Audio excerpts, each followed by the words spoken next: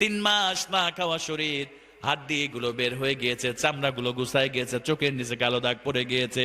আমার রাসূল সাল্লাল্লাহু আলাইহি ওয়াসাল্লাম মুসাব বিন উমাইর চিনতে পারেন না। আমার প্রিয় ভাইরা ভালো করে লক্ষ্য করেন, এই অবস্থা দেখার পরে হযরতে মুসাব বিন উমাইর ডুকরে ডুকরে কান্না শুরু করে দিলেন, ইয়া রাসূলুল্লাহ, ইয়া হাবিবাল্লাহ, হুজুর গো, আপনি আমারে চিনতে পারেন নাই?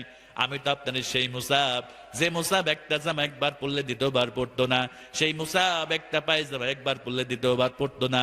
ইয়া রাসূলুল্লাহ, কোরআনকে আঁকড়ে ধরার কারণে, ইসলামকে আঁকড়ে ধরার কারণে আমার মা 3 মাস যাবত জেলের মধ্যে আবদ্ধ করে রেখেছে। আমার মা সকালবেলা শুধু একটা জবের রুটের জায়তুনের তেল দিত। 3 মাস যাবত আমারে কোনো এছাড়া কোনো খাবার দেওয়া হয় নাই। আজকে সুযোগ পেয়েছি, আপনাকে দেখতে পরে মনে চায়, ইয়া রাসূলুল্লাহ, ইয়া হাবিবাল্লাহ, সুযোগ পেয়ে এক দৌড় দিয়ে আপনি রাসূলের দরবারে চলে এসেছে। জোরে বলেন সুবহানাল্লাহ। আমার রাসূল এবার চিনতে পারলেন। মুসাবকে চেনার পরে আমার রাসূল হাওমাও করে চোখ দিয়ে টপ টপ করে পানি ঝরিয়ে ফেললেন। বিশ্ব নবী আমার মুসাব বিন উমাইরকে বুকের সঙ্গে টেনে নিলেন, আর আমার নবীজি অঝর নয়নে কান্না শুরু করে দিলেন। মুসাব রে, কি হালত তোমার হয়েছে কোরআনের জন্য? ও মুসাব, আজ চিন্তা করো না, তুমি আহলে সুফার মধ্যে থাকতে আরম্ভ করে দাও। আমার নবীজি একজন সাহাবীকে দায়িত্ব দিল, মুসাব রে কোরআন শেখাও, নামাজ শেখাও, জিকির আজগার শেখাও। আমার প্রিয় ভাইরা, কয়েকদিন পরে আমার নবীজি জিহাদের ময়দানে ডাক দিয়ে দিলেন। সমস্ত সাহাবী জিহাদের ময়দানে চলে গেলেন। এবার জিহাদের ময়দানে অসংখ্য সাহাবী শহীদ হয়ে গেলেন। আমার রাসূল বললেন, যারা শহীদ হয়েছে তাদেরকে দাফনের ব্যবস্থা করা হোক। এবার সবাইকে একত্রিত করা হলো। আমার রাসূল সাল্লাল্লাহু আলাইহি ওয়াসাল্লাম এক একজনের জন্য এক একটা করে কাফনের কাপড় আমার রাসূল বন্টন করতে শুরু করলেন।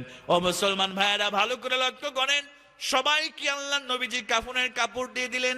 এবার সর্বশেষ একটা মাত্র শহীদের লাশ, আমার নবীজি তার কাছে চলে গেলেন।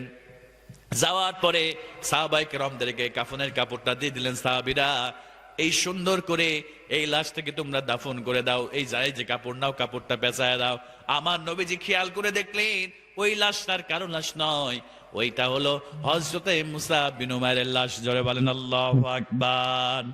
আমার রাসূল আশ্চর্য হয়ে গেলেন, মুসাব বিন উমাইর শাহাদাত বরণ করেছে। আমার রাসূল দেখে কান্না শুরু করে দিলেন। এবার সাহাবায়ে কেরাম রাদিয়াল্লাহু তাআলা আনহুরা এবার কাফনের কাপড়টা নিয়ে, আমার মুসলমান ভাইয়েরা ভালো করে দেখেন, এবার কাফনের কাপড়টা নিয়ে মুসাব বিন উমাইরকে যখন কাফনের কাপড় পরাতে যায়, যখন মাথাটা ঢাকতে যায়, মুসাব বিন উমাইরের পাটা বের হয়ে যায়। পা ঢাকতে গেলে মাথা বের হয়ে যায়, কাপড়টা শর্ট হয়ে গিয়েছে।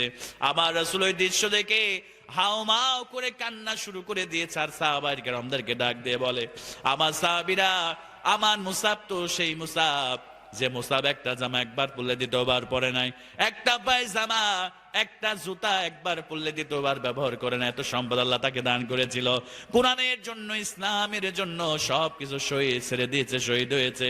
আজকে কাফনের কাপড়টা পর্যন্ত হযরত মুসাবের শর্ট হয়ে গিয়েছে, খাটো পড়ে গিয়েছে। আমার সাহাবীরা, যাও, মদিনার মধ্যে ঘাস পাওয়া যায়, ঘাসগুলো দিয়ে মুসাব বিন উমাইরের পাটা তোমরা ঢেকে দাও, আর কাফনের কাপড় দিয়া মাথা ঢেকে দিয়ে মুসাব বিন উমাইরকে তোমরা দাফন করে দাও।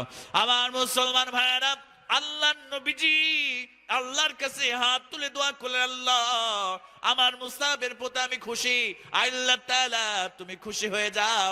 মুসাব ইসলামের জন্য, কোরআনের জন্য সব ছেড়ে দিয়েছে আল্লাহ, তোমার রাস্তায় শহীদ হয়ে গিয়েছে আল্লাহ।